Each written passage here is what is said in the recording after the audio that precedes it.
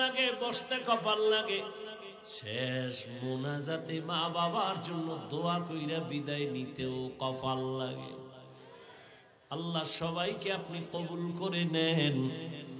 এ মাহফিল নাজাত ও হেদায়েতের জরিয়া বানায়া দেন। আমি নয় না,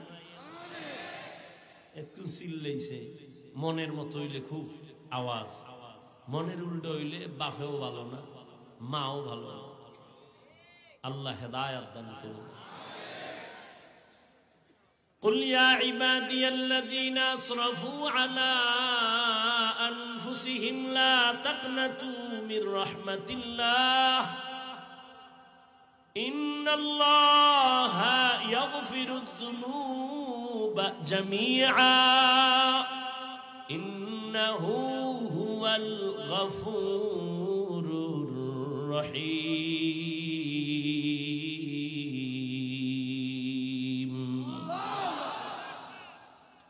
আল্লাহ তাআলা বলেন, বান্দা তুমি গুনার পাহাড় নিয়ে আমার দরবারে দাঁড়াও। আমি আল্লাহর কাছে একটু বিনয়ের সাথে যদি বলো, আল্লাহ ভুল করেছি আর করব না, মাফ করে দাও। দুনিয়ায় অন্যায় করো, আদালতে তোমার নামে মামলা, একই ব্যক্তি চুরি করছে, মামলা আলাদা, ধারা আলাদা।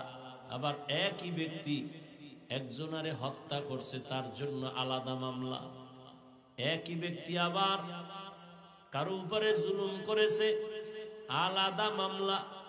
এইভাবে 10টা ধারায় 10টা মামলা হয়েছে আলাদা আদালতে। তারিখও 10 দিন যাওয়া লাগে, হাজিরা দেওয়া লাগে, ধারাও 10টা, বিচারের রায়ও 10 রকম।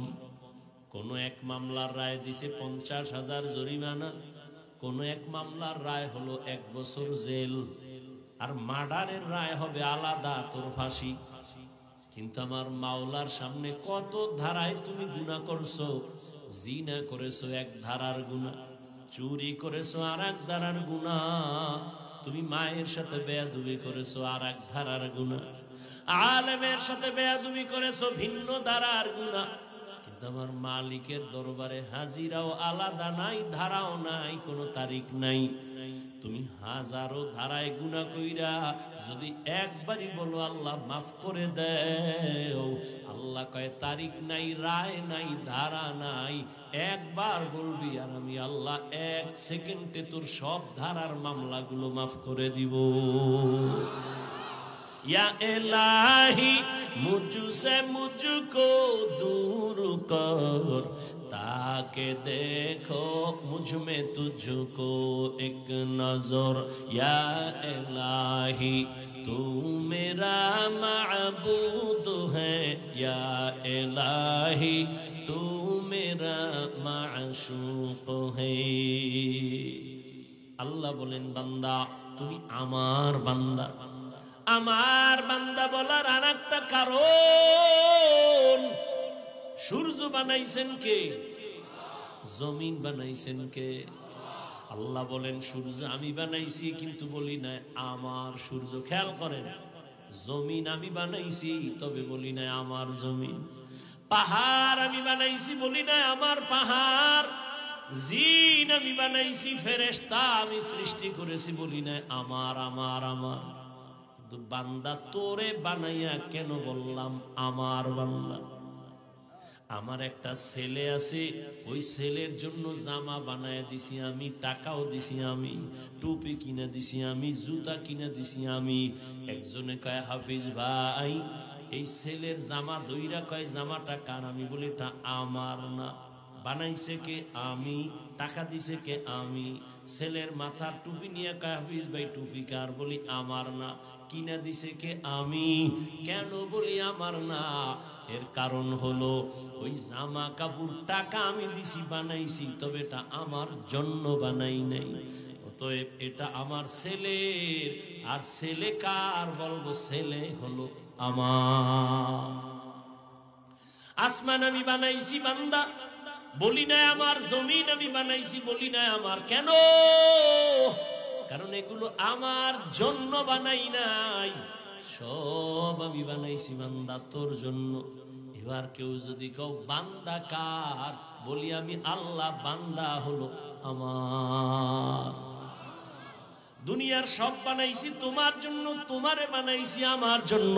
ক্বালান নবী সাল্লাল্লাহু আলাইহি ওয়া আলিহি ওয়া সাল্লাম, আদ-দুনিয়া খুলিকাত লাকুম ওয়া আন্নাকুম খুলিকতুম লিল আখিরা।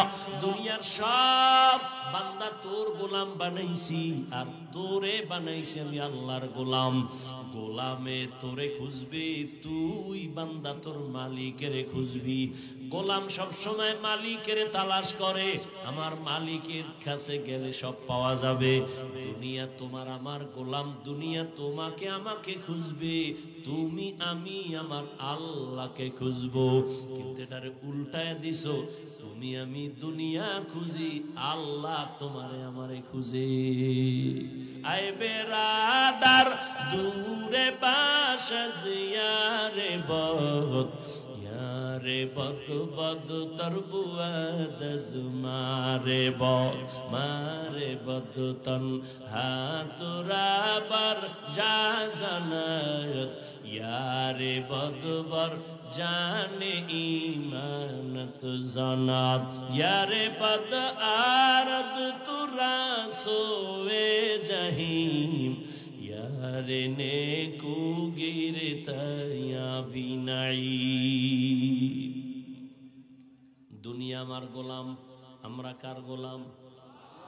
দুনিয়া আমারে খুঁজবে, কিন্তু উল্টা এখন আমরা দুনিয়া খুঁজি। নামাজে দাঁড়াইও দুনিয়া দুনিয়া দুনিয়া, ক্ষমতা ক্ষমতা ক্ষমতা। যারা দুনিয়ার পিছনে ঘুরো, আল্লাহর কসম এরা দুনিয়াও পায় না, আখিরাত তো পাবেই না।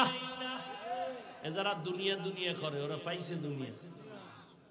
10 তলা বিল্ডিং উঠায় ঘুমাইতে পারে না, দুদক নোটিশ দিছে, এত টাকা পাইছো কই, হিসাব দে, ঘুম হারাম। ব্যাংকে টাকা জমা রাখছো, লাভ হইল কি যদি 14 তোমার বংশের কেউ ভোগ করতে না পারে? ও আল্লাহর বান্দারা, এই দুনিয়া পাওয়ার, দুনিয়ার খুঁজে মানুষ কেন দুইটা জিনিস চায়, শান্তিতে খাবো ঘুমাবো আর সম্মানের চেয়ারে বসবো। কিন্তু কই আছে ওই সম্মান দিয়ে লাভ কি? যে ফুলের মালার ঘরে জুতা, এই সম্মানের কোনো ভ্যালু আছে? চেয়ারম্যানের চেয়ারের মেয়াদ শেষ, কিন্তু আমাকে হুজুর গো চেয়ারের কোনো মেয়াদই নেই, আবার শেষ কিসের?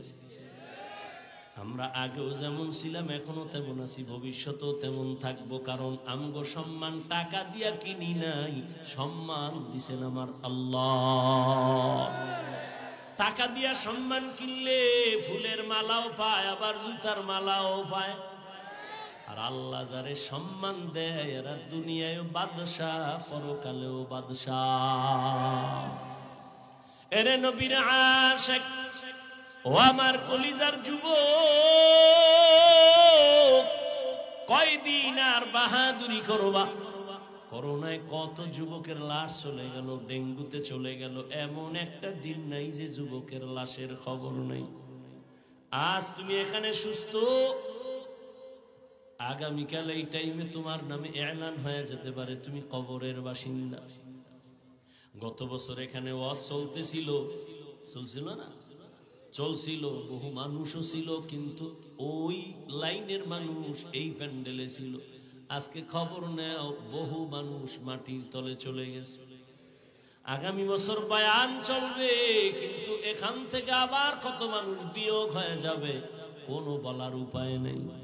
কিন্তু হিসাব দুইটা, নিয়ে যাবা কি রেখে যাবা কি, তাড়াতাড়ি হিসাব মিলাও। সঙ্গে কি নিয়ে যাবা, সাথে কি নিয়ে রওনা দিবা, আর দুনিয়ায় কি রেখে যাইবা?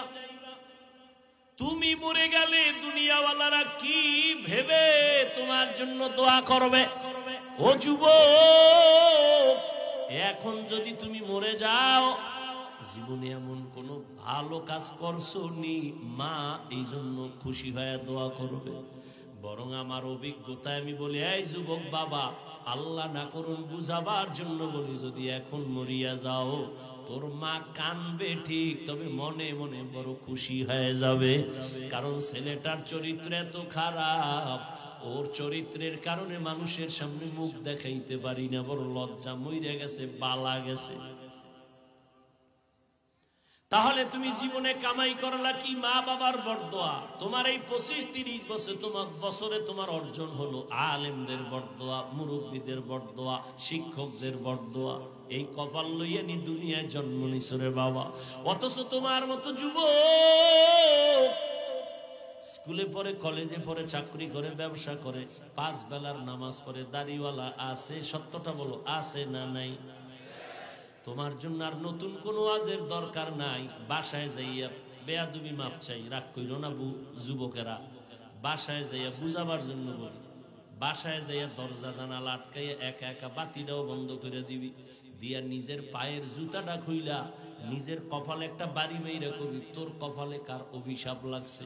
তোর মতো যুবক যদি স্কুলে থাইকা নামাজ পড়ে, তুই কেন পারো না? তোর মতো যুবক রাস্তায় গাড়ি চালায় নামাজ পড়ে, তুই কেন পারো না? তোর মতো যুবক র্যাব, আর্মি, পুলিশ, বিডিআর এর চাকরি করে, নামাজ ছাড়ে না, তুমি কেন পারো না?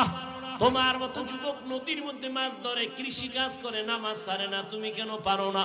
তোমার মতো যুবক তাকায় দেখো, ওসি, ডিসিএসপি কত আছে, চাকরি করে, নামাজ ছাড়ে না, ব্যবসা করে, হালাল ভাবে চলে, এক ওয়াক্ত নামাজও বাদ দেয় না।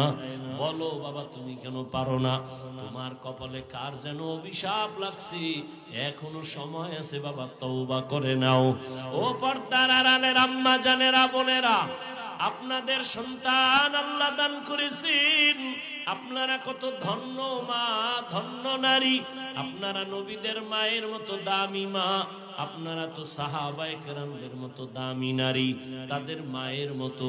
আপনারা তো আয়েশা রাদিয়াল্লাহু আনহার মতো দামি নারী, ফাতেমা রাদিয়াল্লাহু আনহার মতো দামি নারী, খাদিজা রাদিয়াল্লাহু আনহার মতো দামি নারী, ইসমাঈল নবীর মা হাজরা আলাইহা সালামের মতো দামি নারী। আপনারা তো ঈসা নবীর মা মারিয়াম আলাইহা সালামের মতো দামি নারী। এই দুনিয়ার নিকৃষ্ট এক বেঈমানের নাম ফেরাউন। ওই ফেরাউনের স্ত্রীর নাম জানেননি? জানেন কত বড় বেঈমান ফেরাউন?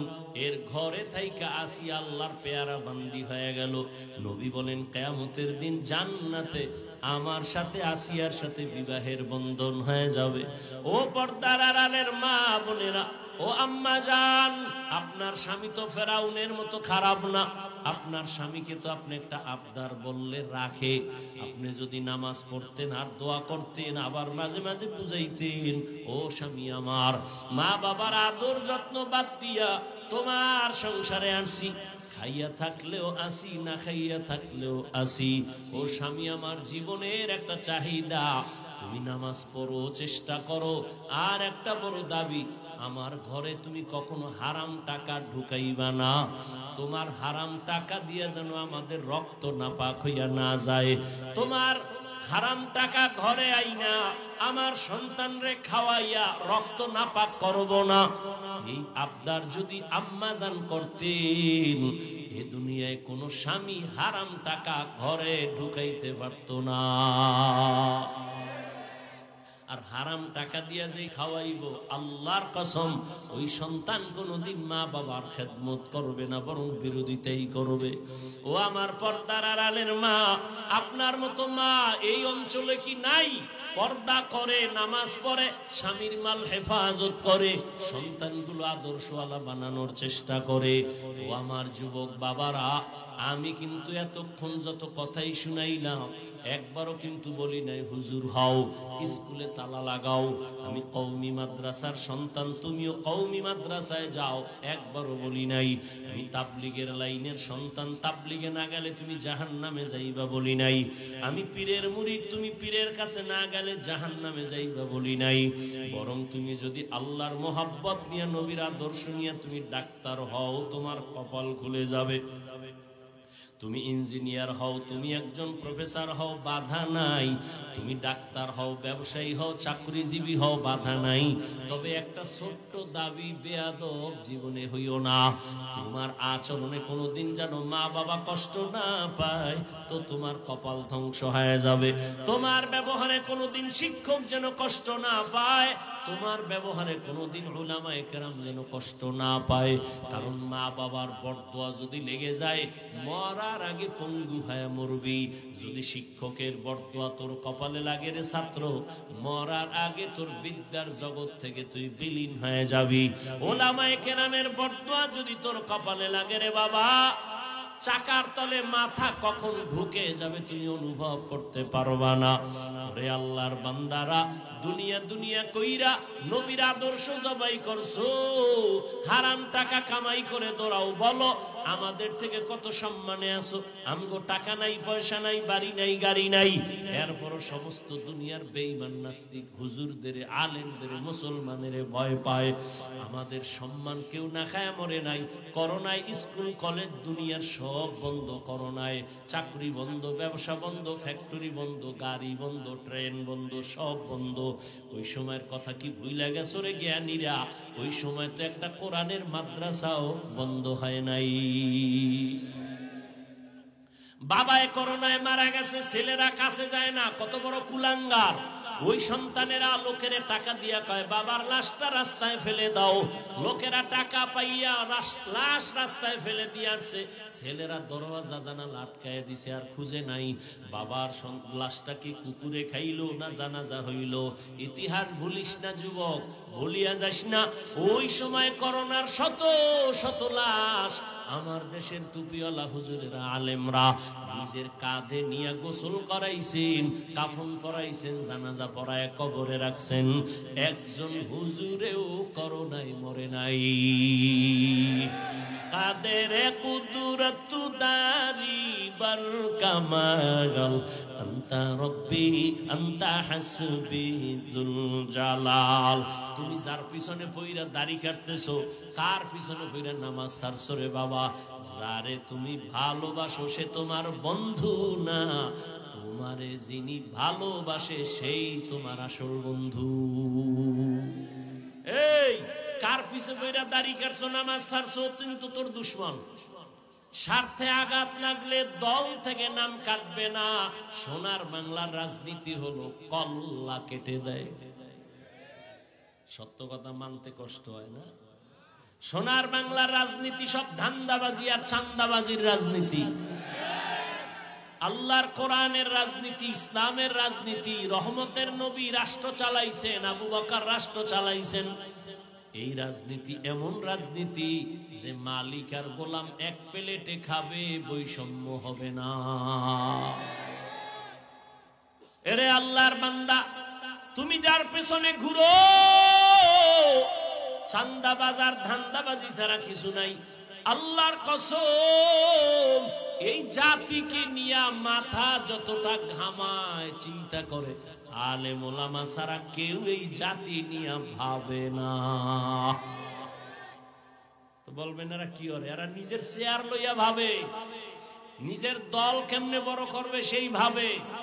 আর আলেম ওলামাগো ভাবনা হইল ইমামতি থাক আর যাক, ওয়াজ মাহফিল হোক না হোক, জালেমের সাথে জনগণের জুলুম করার সুযোগ দেওয়া হবে না।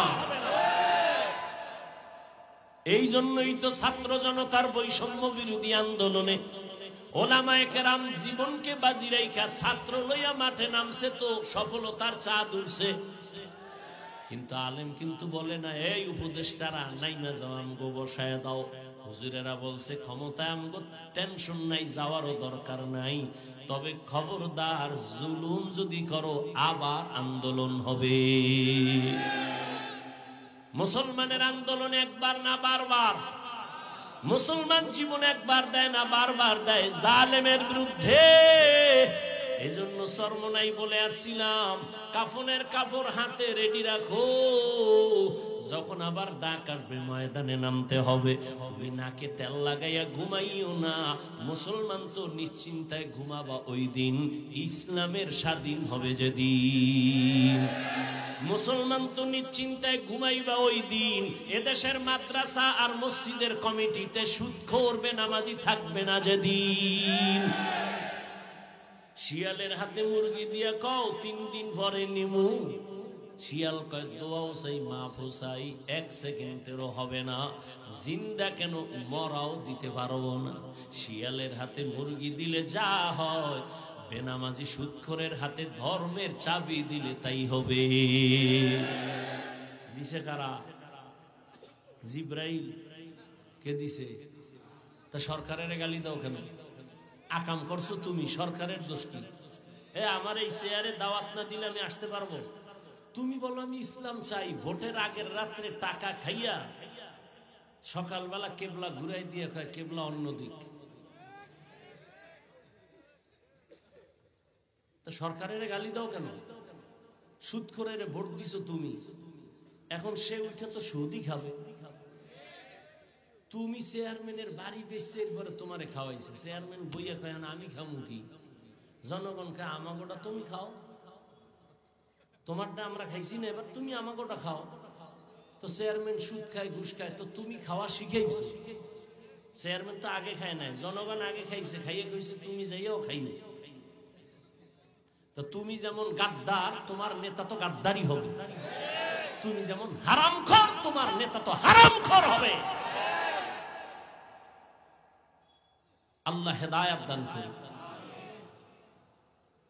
قل يا عبادي الذين أسرفوا على أنفسهم لا تقنطوا من رحمة الله। এখনো ফিরো,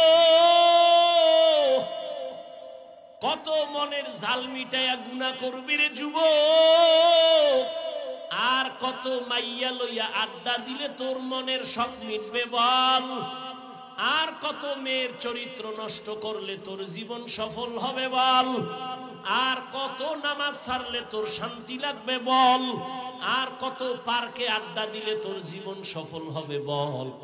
জীবনে তো কম ঘুমাও নাই, কম গুনার দিকে যাও নাই, কম নামাজ ছাড়ো নাই, দাড়ি কম কাটো নাই, এখনো কি ফিরবি না? পাও ধরলে ফিরবি নি বল, আমি নিচে আইসা পাও দইরা বলি।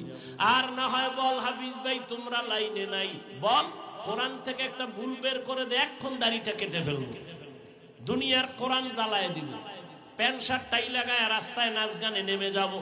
কারণ আমগো যত পাওয়ার দেখাই, সব পাওয়ারের ফাউন্ডেশন হাউস হলো কোরআন শরীফ। আল্লাহ যে একজন আছে, দলিল কি বলে? কোরআন। কিয়ামত হবে দলিল কোরআন, জান্নাত আছে দলিল কোরআন, জাহান্নাম আছে দলিল কোরআন। আমগো সবকিছুর মূল কোরআন। এই কোরআনে যদি ভুল থাকে তো সব কথাই ভুল। এজন্য চ্যালেঞ্জ তো আল্লাহ দিয়েই দিছে, এখনো আল্লাহ চ্যালেঞ্জ কিয়ামত পর্যন্ত দেওয়া। একটা ভুল যদি বের করে দিতে পারো তো কোরআন ভুল মানি, আল্লাহও ভুল, কিয়ামতও ভুল, সব ভুল, ইসলামও ভুল। কিন্তু কেউ পারে নাই, তুমিও জীবনে পারবা না। অতএব তওবা করে নাও, এখনো লাইনে ফিরে আসো, মনে মনে আল্লাহর কাছে তওবা করো। আর নামাজ ছাড়বা না, দাড়ি কাটবা না, বেপরদায় চলবা না, মা বাবার সাথে বেয়াদবি করে বরদোয়া নিবা না, ওলামায়ে কেরামের দোয়া নিয়া, মা বাবার দোয়া নিয়া, শিক্ষকের দোয়া নিয়া, নবীজির আদর্শ মেনে চলবা। নবীর আদর্শ ছাড়া এই জমিনে তোমার ব্যক্তি, পরিবার, সমাজে শান্তি আর আসবে না। ও আল্লাহর বান্দারা, এখনো সময় আছে, তওবা করিও। ওই ধান্দাবাজি চান্দাবাজির পিছনে ঘুরলে অকালেই তোমার মরণটা জানি চলে আসবে। কারণ ওই লাইনটা এত খারাপ। দেখো না, 10 জন বন্ধু সব বখাটে, গাঞ্জা খায়, সব নেশা করে। একটা ভালো বন্ধু থাকলে ওরেও কয় তুই একটু বিড়ি টান দে, নেশা পান কর। ওকে আমি পারবো না, না পারলে আমগোর লগে থাকিস না, বাঘ নাইলে মাইরে এলাম। কি তুমি রাজনীতিতে নাইমে যদি একটু সৎভাবে চলতে চাও, তোমারে এই দেশে থাকতে দেবে না। কি বুঝছো? কিন্তু অকালে মইরো না। একজনে কইছিল তাড়াতাড়ি যদি ইজ্জত হারাইয়া মরতে চাও তো বিয়া ডবল কর, আর বর্তমান পচা রাজনীতিতে যা, তাহলে ইজ্জত হারাইয়া তাড়াতাড়ি মরবি। আল্লাহ হেদায়েত দান করুন।